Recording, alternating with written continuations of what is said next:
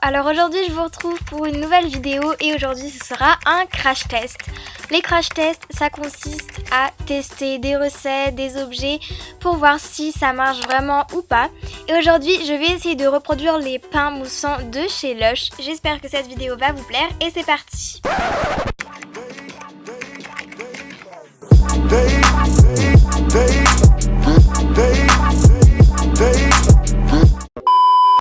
Donc pour le matériel il vous faudra de la fécule de maïs, donc moi j'ai pris de la maïzena, du savon ou du bas moussant comme vous le souhaitez et des colorants. 3 récipients vu que j'ai choisi 3 couleurs et des petites cuillères. Dans mes petits pots j'ai mis 3 cuillères à café de fécule de maïs. Et ensuite j'ai mis un peu de savon dedans. Donc pour les quantités c'est comme vous le voulez en fait. À la fin ça doit donner une pâte comme un peu de la pâte à modeler. Et maintenant vous mélangez jusqu'à l'obtention d'une pâte homogène.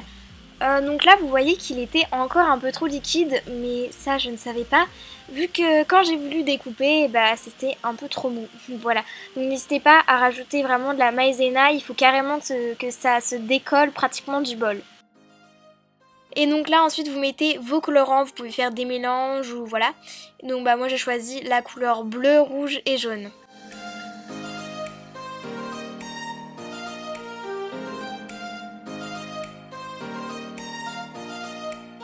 A few moments later. Ensuite donc je vais en faire des petits boudins, donc cette étape là je savais pas vraiment comment la faire. Donc j'ai fait un boudin, je l'ai étalé et ensuite je les ai étalés les uns sur les autres.